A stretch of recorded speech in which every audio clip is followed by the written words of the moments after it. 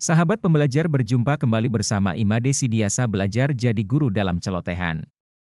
Celoteh kita hari ini membahas mengenai konsultasi publik. Selain itu, digitalisasi dianggap perlu untuk meningkatkan pengawasan dan transparansi, namun harus didukung oleh sumber daya manusia yang amanah.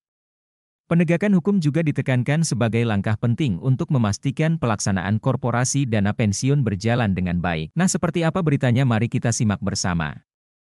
Namun sebelumnya bagi sahabat pembelajar yang belum subscribe silahkan subscribe, like, komen dan share channel ini untuk mendapatkan celotehan terupdate.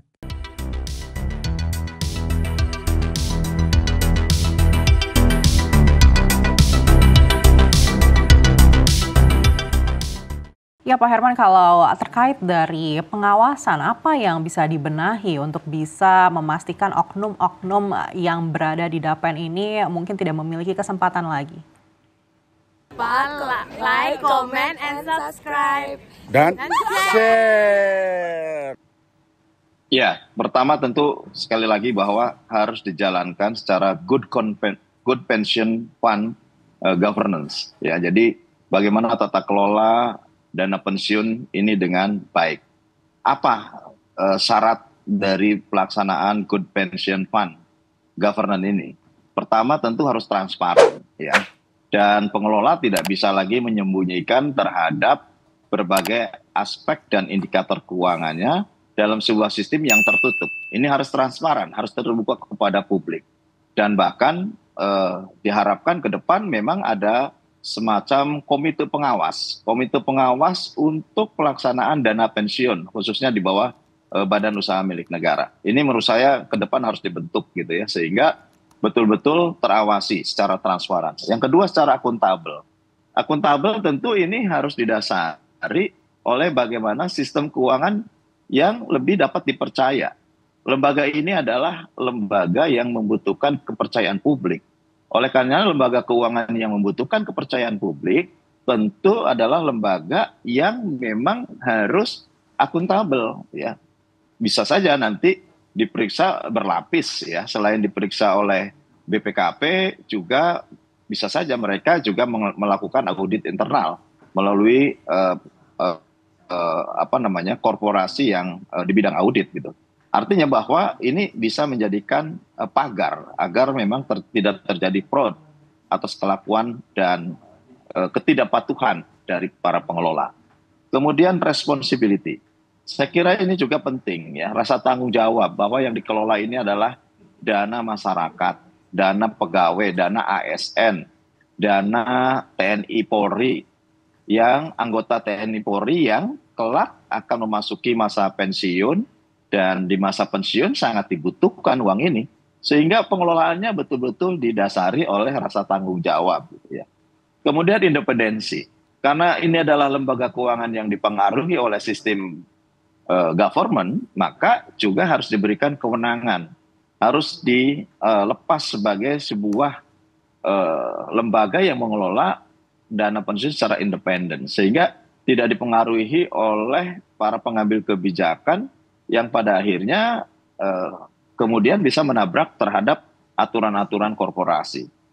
Yang tadi saya sampaikan juga di akhir yaitu fairness ya. Kesetaraan dan kewajaran ini penting. Ada banyak tawaran-tawaran mungkin saja. Dalam berinvestasi ada tawaran-tawaran yang lebih menggiurkan, tetapi pada akhirnya ini menjebak kepada kesalahan ataupun ketidakwajaran dalam manajemen keuangan. Nah, kalau ini terjadi, yang dirugikan adalah negara, yang dirugikan adalah para pemegang polis, yang dirugikan adalah para pegawai pensiunan, ASN, TNI maupun Polri.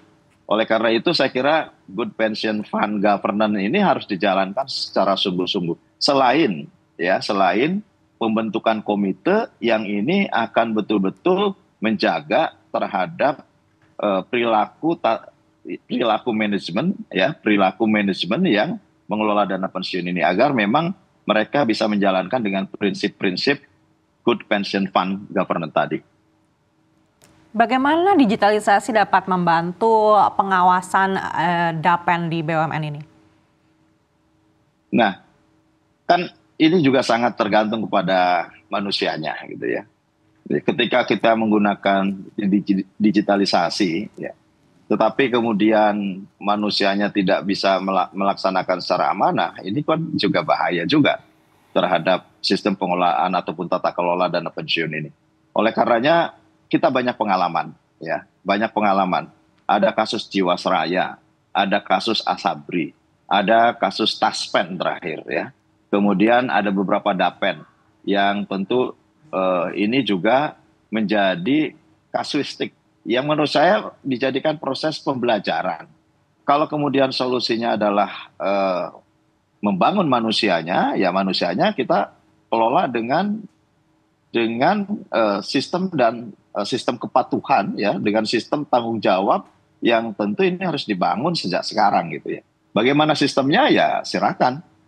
Kementerian BUMN tentu harus memiliki cara, memiliki metode yang tentu bisa menghasilkan para pengelola yang baik, yang jujur, yang amanah, yang tanggung jawab, yang bisa menjalankan dengan baik. Selebihnya untuk mengefektifkan pola pengawasan dan kemudian transparansi serta akuntabilitas sistem keuangannya, bisa saja digital, saya kira pada era digitalisasi seperti ini bisa dijalankan.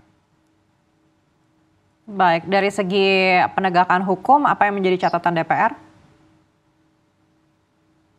Ya sesuai dengan peraturan yang ada, ya, bahwa OJK juga sebetulnya sudah memberikan. Jangan lupa subscribe, like, komen, dan share. Aturan-aturan.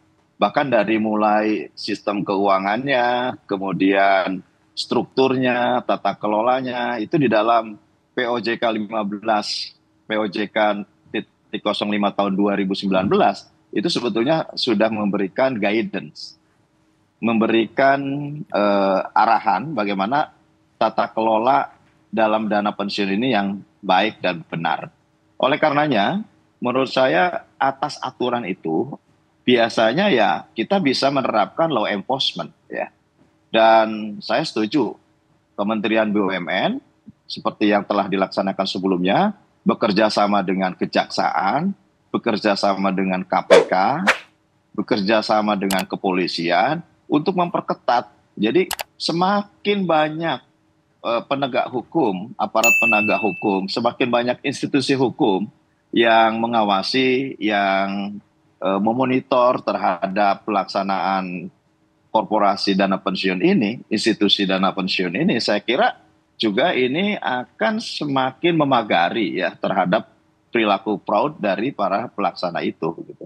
Oleh karenanya penegakan hukum, law enforcement ini ya menjadi kewajiban, menjadi keharusan yang harus dijalankan. Oleh karenanya mungkin nanti di pemerintahan yang akan datang perlu dilanjutkan oleh Menteri BUMN yang baru untuk tetap menjalankan pola kerjasama dengan institusi penegak hukum agar juga bisa mengawasi seluruh pelaksanaan dari kegiatan usaha di lingkungan BUMN. Nah, kalau ini dilakukan menurut saya juga ada efek jera, efek takut, dan pada akhirnya bisa menjalankan kegiatan korporasi secara profesional.